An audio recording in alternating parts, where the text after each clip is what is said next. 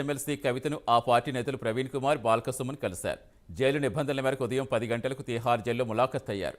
Delhi liquor scam case విచారణతో పాటు ఆమె యోగక్షేమాలు అడిగి తెలుసుకున్నారు నేతలు. ఢిల్లీ లిక్కర్ స్కామ్లో కవితకు ఎలాంటి ప్రమేయం లేకున్నా కేంద్ర సర్కార్ కుట్రపూరితంగా ఆమెను కేసులు ఇరికించి రాజకీయంగా ఇబ్బంది పెట్టే ప్రయత్నం చేస్తారని కేంద్రం తీరుపై మండిపడ్డారు బీఆర్ఎస్ నేతలు.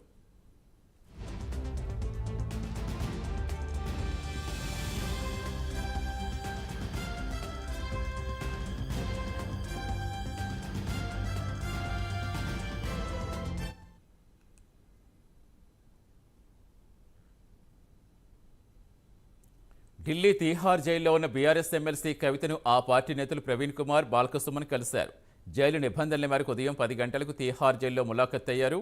ఢిల్లీ లిక్కర్ స్కామ్ కేసు విచారణతో పాటు ఆమె యోగక్షేమాలు అడిగి తెలుసుకున్నారు నేతలు.